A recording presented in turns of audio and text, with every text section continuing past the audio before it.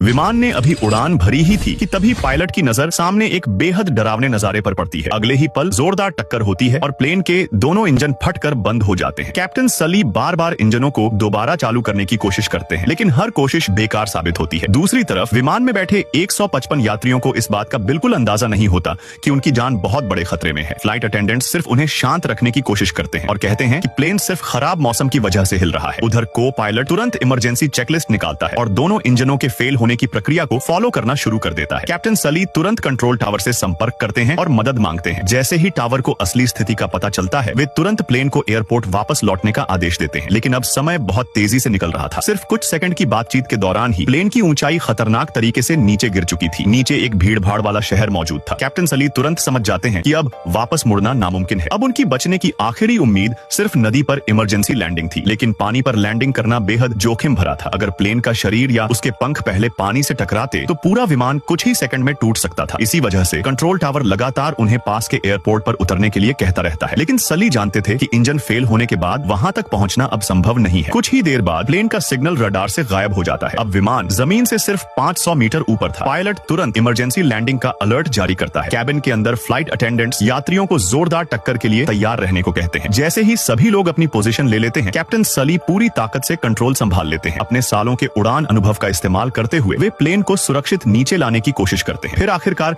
एक चमत्कार जैसा पल आता है। शानदार कंट्रोल की वजह से विमान हडसन नदी पर लगभग पूरी तरह संतुलित तरीके से उतर जाता है। लेकिन खतरा अभी खत्म नहीं हुआ था। बर्फ जैसे ठंडे नदी के पानी ने तेजी से केबिन के अंदर भरना शुरू कर दिया। कैप्टन सली खुद यात्रियों के बीच जाते हैं, यह सुनिश्चित करते हुए कि सभी ने अपनी लाइफ जैकेट पहन ली हो। इसके बाद वे तुरंत विमान खाली करने का आदेश देते हैं। फ्लाइट अटेंडेंट्स इमरजेंसी गेट खोलते हैं और खुलने वाली स्लाइड्स बाहर निकालते हैं। यात्री खिड़कियों के रास्ते बाहर निकलकर प्लेन के पंखों पर खड़े हो जाते हैं। सभी यात्री और क्रू बिना घबराए शांति से विमान खाली करते हैं। कुछ ही देर में आसपास की रेस्क्यू टीमें मौके पर पहुंच जाती है और लोगों को नावों में सुरक्षित ले जाना शुरू कर देती है। फ्लाइट अटेंडेंट्स सबसे आखिर तक प्लेन में मौजूद रहते हैं। तब तक केबिन के अंदर पानी लगभग 1 मीटर तक भर चुका था। कैप्टन सली आखिरी बार पूरे विमान की जांच करते हैं ताकि कोई भी पीछे न छूट जाए। उनके लिए सबसे पहले हमेशा यात्रियों की जान मायने रखती थी। आखिर में वे फ्लाइट डेटा रिकॉर्डर उठाते हैं और विमान से बाहर निकल जाते हैं। इस दिल दहला देने वाली घटना में पक्षियों से टक्कर होने से लेकर नदी पर सफल लैंडिंग तक सिर्फ 20 मिनट का समय बीता था। और सबसे हैरान करने वाली बात यह थी कि विमान में मौजूद सभी 155 यात्री